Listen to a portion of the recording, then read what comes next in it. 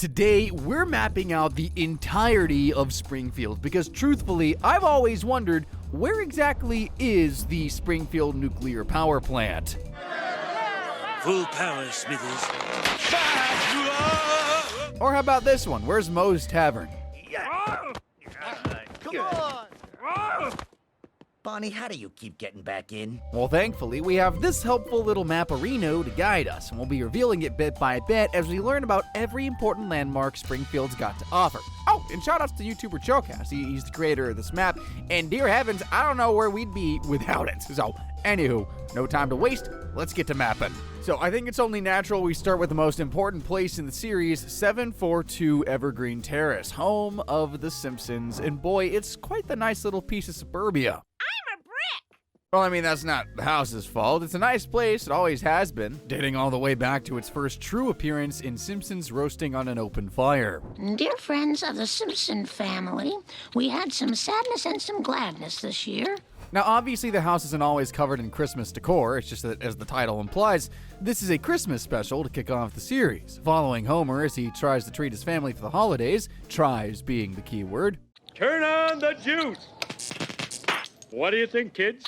Nice try, Dad. And really, nothing goes according to plan for Homer this holiday season. Worst of all, his Christmas bonus falls through, meaning he can't afford to really ramp up the Christmas spirit. Chopping down his own Christmas tree, cheap gifts, and even a last-minute mall Santa job aren't enough to pad Homer's pockets, but thankfully, he runs into a permanent addition to the household that brings more than enough of that warm feeling of the season. Look what we got! A dog! God bless him. And from there, the folks who live in the Simpsons' home are officially set in stone, is what I would say if I was lying. This place has housed pretty much every character you could think of over the years. Which I'd rather call my home. Hello! Ha! Check. Mr. Burns? Okay. Check. Sideshow Bob? Oh yeah, you betcha. Though wouldn't that be dangerous for Bart? I guess it'd be more dangerous for Bob, actually. But yeah, that about sums up the Simpsons house. It houses the Simpsons and often a +1. Though, of course, the Simpsons are more than capable of having a good time on their own. I always remember the ending of the Simpsons movie.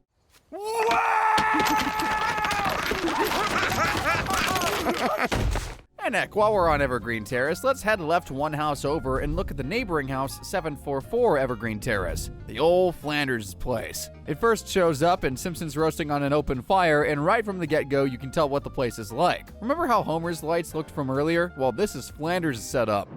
Do you think this looks okay? Yep, this place is the eternal, unintentional, I'm better than you statement to Homer. Heck, the first time we get a look at the interior in the episode Dead Pudding Society, you get the same gist. Holy moly. It's beautiful. Is your first visit to the Flanders homestead? Huh? While the Simpsons have a perfectly fine suburban home, the Flanders have, well, just a straight-up perfect place. Some may go so far as to say that what Maude, Ned, Rod, and Todd have is, like, holy. And I mean that in the most literal way possible. What? You give me one good reason. It's Saturday! Okily-dokily-do. Really, it's very rare when Flanders' house doesn't feel quite as perfect as it could be, and I can think of two major times in particular. First of which is when the Simpsons kids are forced to stay over for a while in Home Sweet Home Dumb Diddly Doodly.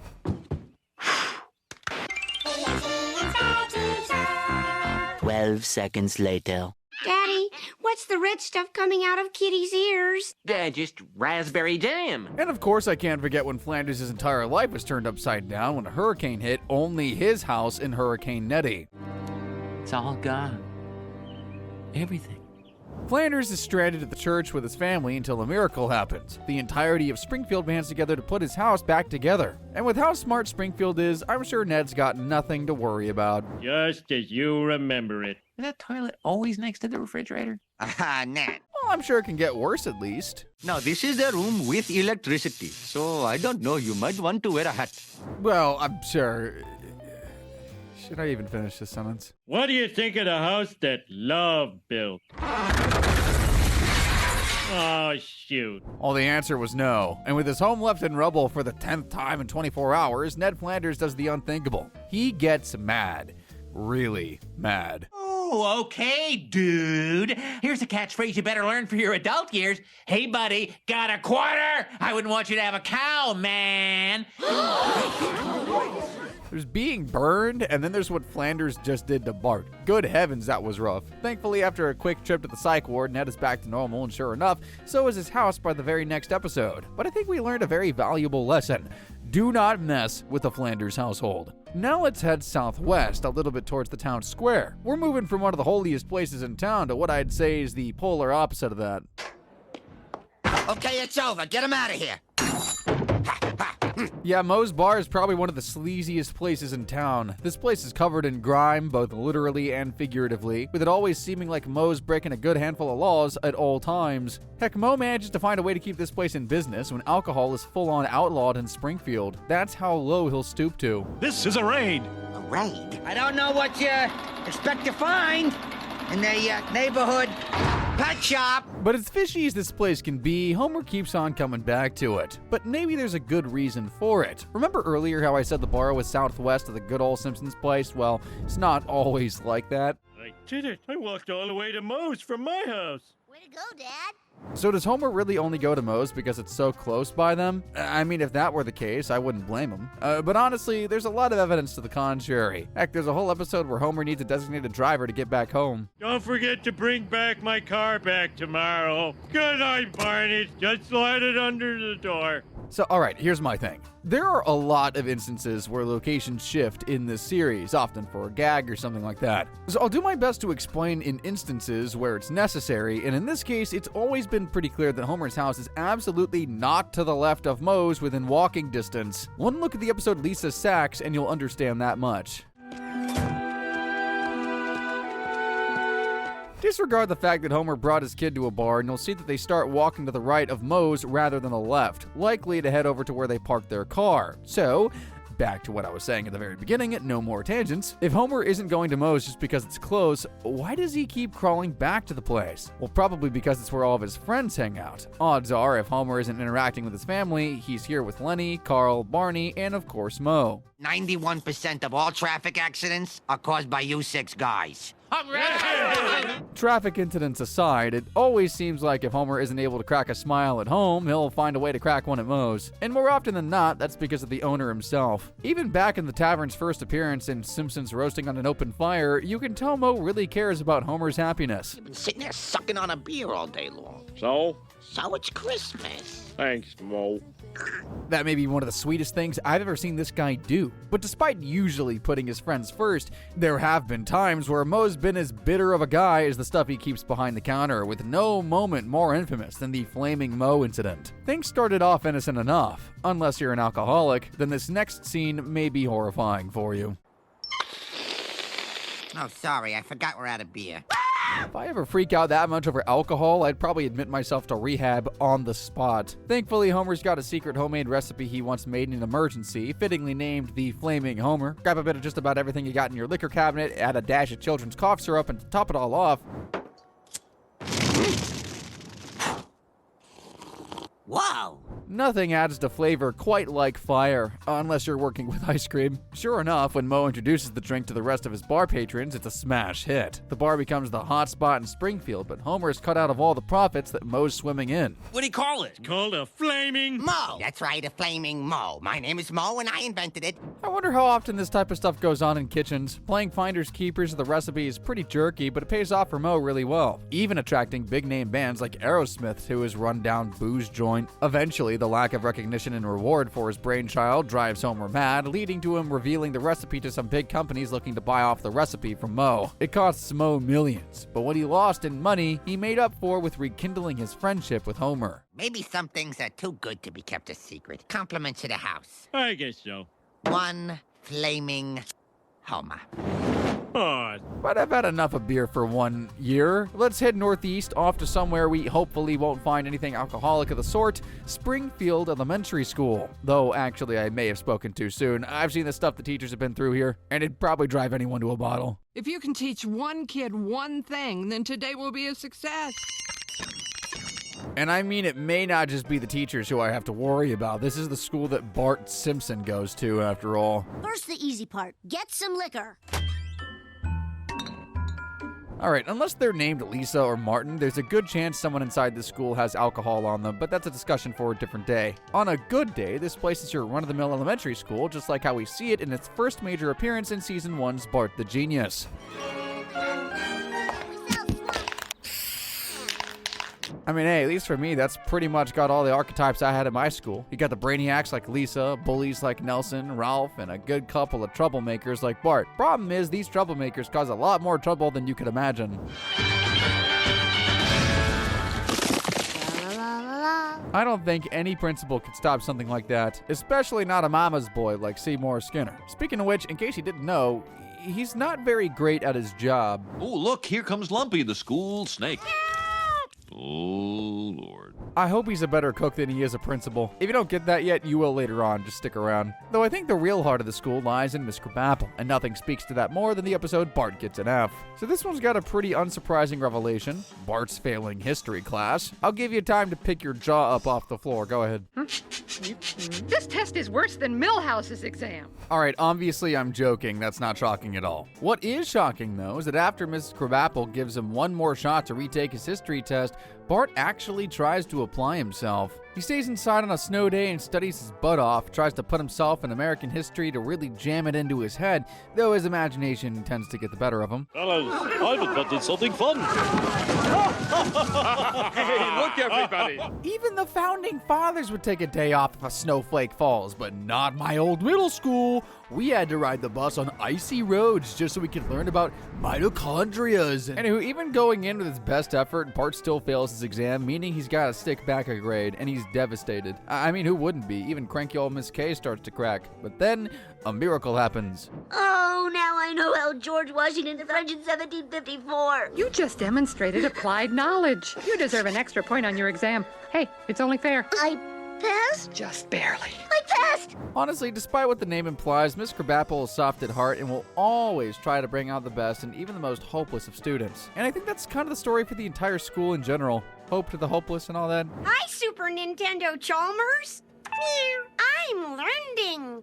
Yes, even as hopeless as Ralph. Moving from somewhere that brings hope to a place that destroys it, it's time we head west towards the Springfield nuclear power plant. This place is just straight up evil. And I do mean evil. It's been this way since the very first appearance it had in Simpsons Roasting on an Open Fire. Semi-skilled workers, there will be no Christmas bonuses. I mean, that's evil, but Burns isn't wrong in referring to folks like Homer as only semi-skilled. It's easy to say that this place is genuinely incompetent. I mean, any place that puts Homer Simpson in charge of safety would be. The section you're supposed to be monitoring is on fire.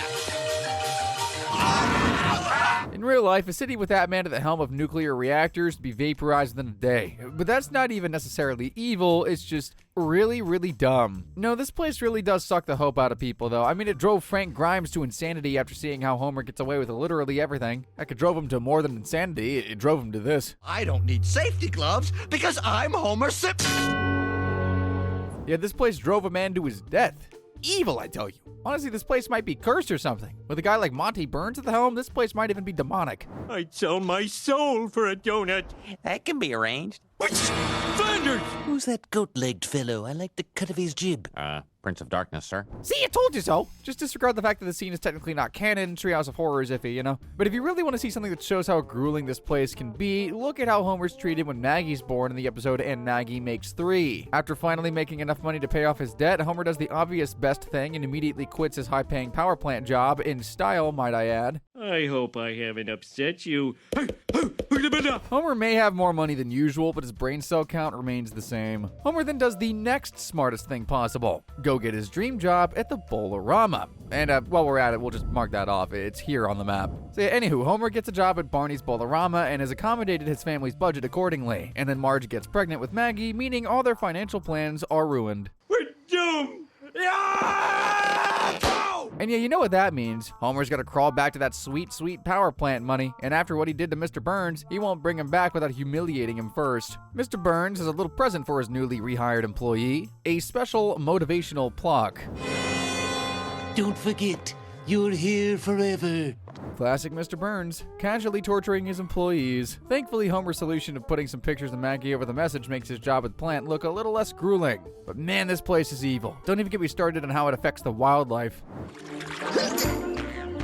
Wait a minute. And while we're on the topic of Mr. Burns, let's just get a small one out of the way and look at Burns Manor, making its first appearance in the episode No Disgrace Like Home. There it is, kids. Stately Burns Manor. Heaven on earth. Even back in season 1, this place was atop a hill overlooking the entirety of Springfield, and I don't think a guy like Mr. Burns would have it any other way. And beyond its omnipotent position atop of the town, it's full of all the luxuries that you'd come to expect. See my vest made from real gorilla chest. And it's full of luxuries that you wouldn't expect either. I mean, who would wear a gorilla vest in public? That's just cruel. In case that wasn't cruel enough for you, I always remember how he treated the folks of Springfield in the Simpsons movie. All the town loses power except for all Burns' manor, and naturally Burns is as callous as ever. One will supply your town with power, the other releases the hounds. That man has no heart, Apu. I'm sorry you had to learn that the hard way. And with Apu on the mind, let's head downwards to the Kwik-E-Mart. It's just a couple blocks upward from Evergreen Terrace, meaning Homer's pretty much always got access to chips, stuff, or whatever else his artery-clogged heart desires, as long as he can bring himself to jog over there. 10 minutes later. So what will it be, Mr. Simpson? Your usual bucket of ice cream covered with miniature pies? And yeah, in case it weren't obvious from that clip, this is both Apu's place of work and place of sleep more often than not. Or maybe sleep isn't the right word. Sometimes I'll work 96 hours in a row and start acting like this out of exhaustion. If that right there doesn't say Apu works hard, then I don't know what will. I mean, this guy has been held at gunpoint more often than I've had dates. Which isn't really saying much, but Apu's been robbed a lot, okay? I mean, in the very first major appearance of this place as we know it, in the episode Krusty Gets Busted, Sideshow Bob, Krusty, nearly blasts poor Apu's face off. Hand over all your money in a paper bag. Yes, I know. I do work in a convenience store, you know. Bro, I hate how casual he is about it. Like, tells me this guy's been through it a million times before, and I don't know. I don't think Apu deserves it, even if he upcharges and sells expired food. Yeah, that's kind of the big problem with the Kwik-E-Mart. As much as I admire Apu's work ethic, his business practices are cause for concern, and that ends up costing him his job in the episode Homer and Apu. When Homer's sent to the hospital after eating some expired Kwik-E meat, he's sent undercover with a camera to catch Apu's health code violations, and sure enough, he gets the footage he's looking for. It is encrusted with filth. Oh, well. Let's sell it anyway. I like my tofu dogs without hair, personally. Oh, you didn't know that was a tofu hot dog? Well, yeah, Apu's a vegetarian, hence why he's got that garden on his roof. But yeah, that little blunder gets Apu fired from his manager job at the Kwik-E-Mart, leading him to a crisis where he goes to live with the Simpsons for a bit. Go figure. I talked about that earlier. After a long journey, Apu heads to his old store to try and get his job back. And of course, he gets it by showing he has the dedication that only he could have. Is he really the head of the Kwik-E-Mart? No need to apologize, Apu. It was as much my fault as it was yours. Believe it or not, Apu survives his attempted robbery because the bullet ricochets off another bullet that was already stuck in him from the previous robbery. That sums up the Kwik-E-Mart to a T right there. Going away from a store that clogs arteries, we're moving southwest towards the heart of Springfield, the town square, home of the statue of Jedediah Springfield. Of course, we know him as the founder of Springfield, a true American hero for all of its townspeople to look up to. Just a shame that it turns out he was just a no-good pirate who tried to kill George Washington. Give me all your money. Never.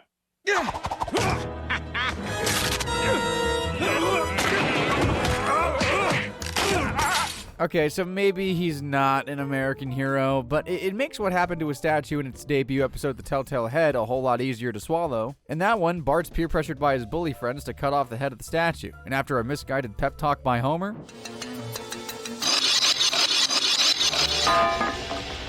What have I done? I don't know, Bart, I wouldn't be too concerned. That guy was worse than Benedict Arnold. So after the town finds the statue beheaded, Bart's stuck with the statue's skull in his backpack, with guilt slowly starting to eat away at him. He comes clean to his family and goes to turn the head into the police, but before he can, he runs into a little issue. The head! Kill him! Bro, imagine that sight. A clown, your principal, and Monty Burns all with pitchforks and torches running at you with bloodshot eyes. Yeah, I think I'd have a heart attack right then and there. Thankfully, once Bart puts the head back up, tensions are alleviated, and the town comes together to celebrate their heritage, which again is built upon a guy who was a pirate and tried to kill George Washington. Honestly, I couldn't think of a better guy to represent Springfield. While we're in the square, let's hit a few of the buildings that are close to it. First up, the Aztec Theater. This place is a really weird mainstay of the series. It's Springfield's go-to movie theater, but it's rarely the spot of anything monumental. Even in its debut episode all the way back in season 1 in, you guessed it, The Telltale Head, it's just a place that's there. Bart and his bully friends sneak into it, and that's all that there really is to say about it in that one. Honestly, it's usually more of a backdrop piece than anything else, like how it was during one of Marge's and Homer's early dates. Do you ever think about the future? Will apes be our masters? No. It's there during an important moment in Homer's life, but again, for how often we see it, you'd think it'd have a more prominent role in the series. I'd say its most prominent moment is probably in the episode The Itchy and Scratchy Movie, for obvious reasons. The Itchy and Scratchy Movie releases, but due to Bart's terrible grades, he's banned from seeing it by his dad for life, and shockingly, Homer's thought of everything. One for Itchy and Scratchy? We promised your dad we wouldn't. And just think, this is before streaming, before DVDs. All Bart could do is wait for a VHS tape for it to drop, and you know Homer would shut that down fast. In the end, Bart never does get to see the movie, but does learn his lesson and straightens up, until 40 years later when they finally see it together. Itchy. Itchy's a jerk. Yeah. Honestly, a pretty touching moment. And in case you didn't know, as cruel as that lesson was, it straightened Bart out enough for him to become a Supreme Court justice. Yeah, Bart Simpson, notorious rule breaker, now enforcing the rules harder than anyone else should. And it's all thanks to the Aztec theater, I think. I mean, not really, more so thanks to Homer. Sticking to the square, let's move down the street and hit one of my favorite places in the series, the Android's Dungeon. I'm a comic nerd, and that means that this scene really hurts my soul. Paper bag or triple mylar? No thanks, I'll just eat it here. No! What are you doing? Never have I wanted to tear Homer's head off more than right now, and that's saying something. Luckily, Homer kind of does that to himself in the episode Brick Like Me, and also gives us a handy confirmation that the Android's Dungeon is in fact in the square, at least in the Lego model of Springfield, which is pretty accurate. Time will never end! So cathartic. Seeing the man who destroyed such a priceless artifact without a head on his shoulders. What the frick am I saying? Anyway, I think beyond that infamous scene, it's important to remember how often it brings the kids of Springfield together. Toys, comics, what else could a 9-year-old in the 90s want? So now with that in mind, let's talk about the time it literally tore Bart and Milhouse apart, and Martin too, but that's to be expected. Also, coincidentally, this is the location's debut episode, 3 Men in a Comic Book. So the three boys combine their money to nab themselves a copy of Radioactive Man #1, but they don't realize the problem they've created until it's too late.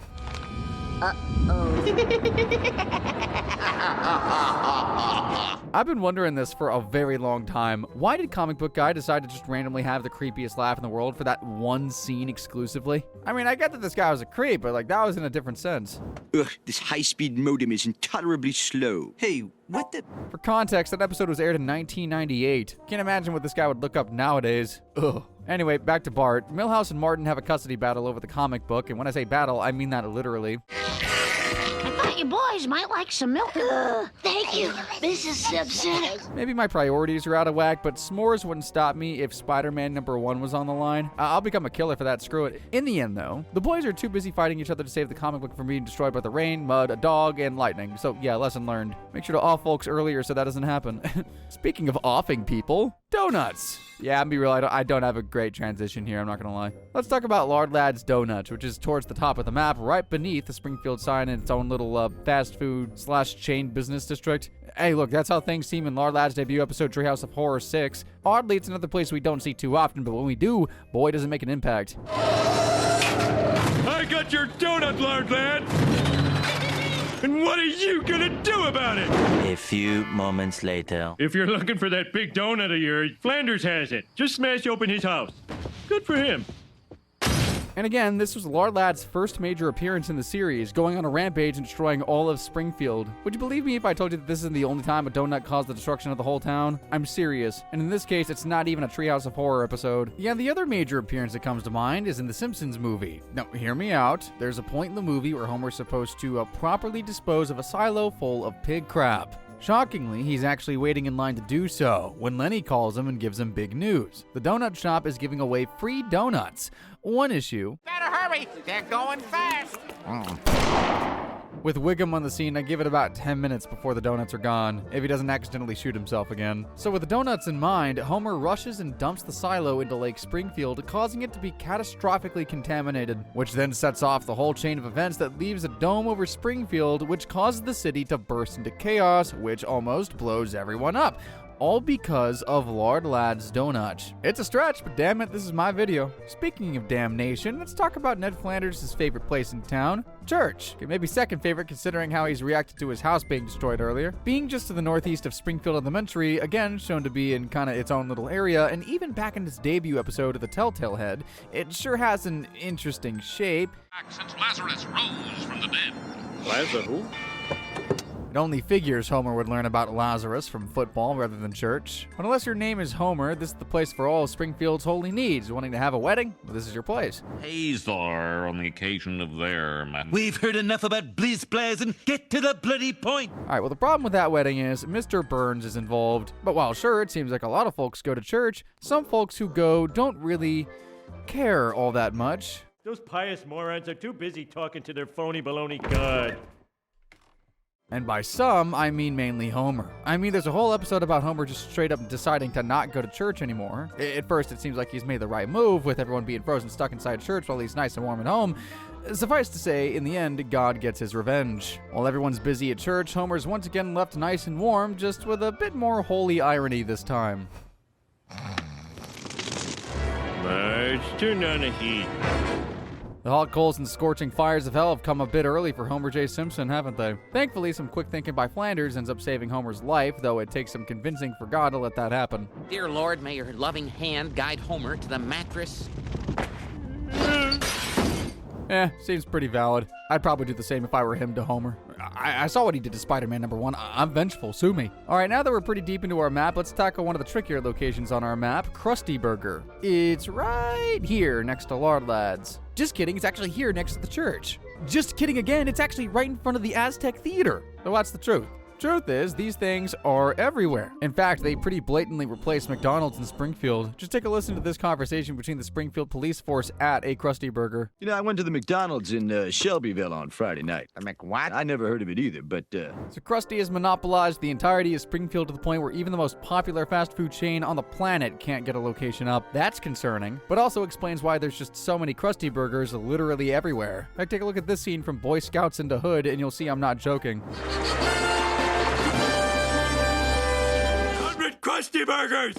You want fries with that? They are everywhere. Granted, I wouldn't want to eat anything that's been on an oil rig, but also I think most food at Krusty Burgers is already enough of a biohazard without crude oil being near it, so I probably wouldn't eat this stuff at all. Moral of the story, we shouldn't be asking where Krusty Burger is on the map, we should be asking where it isn't, and I'm going to refrain from making a Starbucks joke. And while we're talking about gorging on burgers, let's take a look at the Springfield Gorge at the very top of our map. See, that's one of the better transitions. Just like Lard Lads, this is another pretty iconic place that shows up a lot less often than you think, but again, it makes its impact in the little time it has. It was literally in the climax of the Simpsons movie, for crying out loud.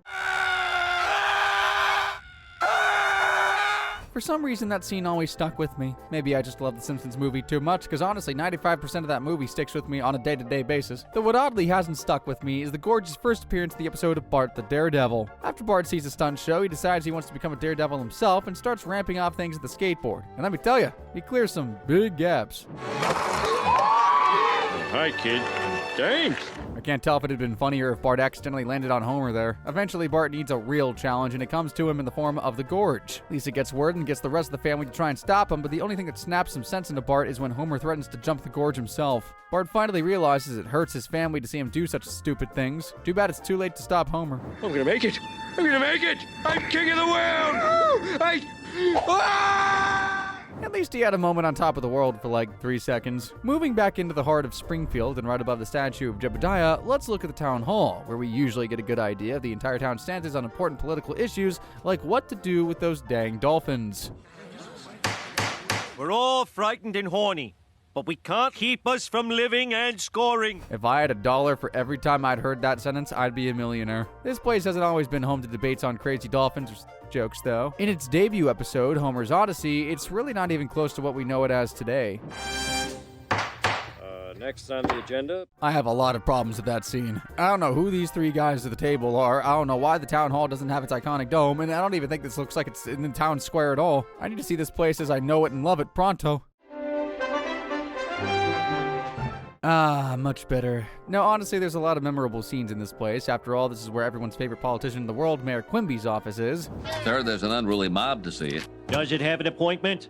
I phoned ahead. But I think the first episode that comes to mind with this place for most fans is going to be Marge versus the monorail, and with good reason. It's got a super catchy song. Springfield's got their hands on some extra cash and don't know how to spend it, until this carny-looking guy pops in and sings a tune that wouldn't get out of my head even if I dunked my head in bleach. Springfield's only choice. Throw up your hands and raise your voice. Once again. You know, with an earworm like this guy must have made a deal with the devil, or at least have something shady going on underneath that smile. Sure enough, he does. Turns out the monorail he sold Springfield was a sham, with the track and system being shoddy, and the intensive 3-week conductor training camp electing Homer as the man who will be in charge of a 90-ton vehicle. Sounds good to me. Oh, it's going haywire. Are we gonna die, son? Yeah, but at least we'll take a lot of innocent people with us. Holy frick, that is so grim. Well, despite that foreboding line, Homer does manage to bring the thing to a stop, and the folks of Springfield live to vote poorly on more issues in the future. By building a casino, I could tighten my stranglehold on this dismal town. Yeah, exactly, just like that. Glad to have the town hall for things like that. And hey, speaking of mistakes, let's get into show business. Heading upwards to the top right of our map, it's Krusty Studios. The biggest stars and mistakes are born. I mean, we all see how well it goes for the sideshow acts on his show. Look no further than the place's debut episode, Krusty Gets Busted. Or if you're more into the pie in the face gag than the cannon gag, this clip will suit your appetite. Oh dear. Surely that wouldn't come back to haunt Krusty. Just disregard that the first major Krusty episode is all about Bob framing him for armed robbery. But I think Sideshow Bob's story is just one of the sadder sides of show business we see in the series. I think Bart Gets Famous really gives us the best understanding of what all goes down inside this scummy studio. Bart gets an unpaid internship at the studio and ends up getting a gig as part of a sketch on Krusty's show. But knocking the whole set down screws things up royally. Or so it may seem. I didn't do it. Words to live by. Words to live by. And Springfield agrees to the little slip-up turning into a super popular catchphrase, though after a while, the fame starts to lose its luster. Bart! I didn't do it. Pretty sure that's how the 6'7" kid is feeling right now. And the Hawk Tuah girl. And the damn Daniel guy. And the D's Nuts guy. And who Bart starts to feel like a one-trick pony, but after a talk with his mom, realizes he should at least take a little pride that his one trick brings so much happiness to the people around him. Bart heads back out on stage and delivers his famous "I didn't do it" line one more time, but by now, his 15 minutes of fame have passed. Nobody laughs, and Krusty starts to usher him out. One day you're the most important guy who ever lived. Next day you're some schmo working in a box factory. Looks like the show only goes on if you're the top clown. Krusty Studios is his kingdom, and everyone else is simply walking on his land. Let's get the frick away from the bright white lights of show business and move towards the bright white letters at the top of our map, the Springfield sign. And honestly, we got another Aztec theater on our hands. It's always been there, but that's kind of it. The most important scene that happened here was another early Homer and Marge date, but hey, I'm sure Homer made a great impression on his wife-to-be this time. I smashed it good. You got real pretty hair. What a Casanova. While we're on the topic of big things with a few major appearances, let's tackle some of these other big boys. Up first, see those mountains toward the top left of our map? Well, that massive one's got a name, and it's a mean one, the Murder Horn. Now, a lot of you may be asking, why on earth are there 3 mountains in Springfield that we never see in any other episode? Well, I'll tell you. For this single gag. Homer's gonna climb the Murder Horn to promote a nutrition bar, but first he's got to see what it looks like. And boy, does he see. No, that's it over there. There's absolutely zero chance Homer will ever make it to the top of that thing, and sure enough, he doesn't. Instead, he makes things a bit easier for himself. This is the most technical technicality I've ever seen. Did Homer truly climb the whole Murder Horn, or did he just cheat his way to a record he doesn't deserve? I don't know, honestly. All I can say is I'm amazed he made it to that point at all. Also, how on earth are those mountains never visible again? Speaking of giant structures that are in Springfield for the purposes of one gag and one gag alone, at the bottom left of our map, behold, Springfield's Burj Khalifa. Oh, stupid tallest building in Springfield! I'm gonna be honest, I'm only talking about it because I know a lot of you guys would ask what the giant silhouette is otherwise. The only other interesting bit about it is that it's only shown in an episode titled YOLO.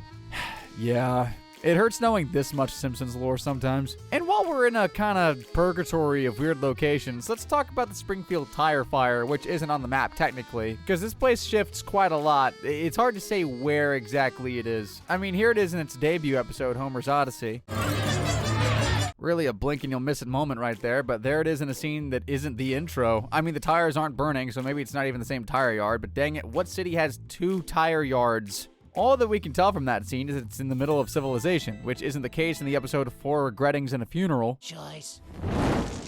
It'll burn out in an hour or so. Fun fact, apparently that's when the fire started. Krusty tossed a cigar onto a pile of abandoned tires from his failed clown car business, and voila. Honestly, I think that confirms the tire yard's most likely to be in a foresty area. So let's just go ahead and say its canonical location is probably around here. I feel like that makes sense, and it kind of falls in line with the intro's flow. I mean, there it shows the power plant followed by the tire fire, so it makes sense that they're close to one another. We're going deep down to the ocean with this next one, as we're heading to the very bottom of our map at the Springfield Squidport, which is basically a seaside amusement area. I don't exactly know what to call it other than a harbor. It's hard to explain, but take one look at its debut episode, My Sitter, and you'll get the gist.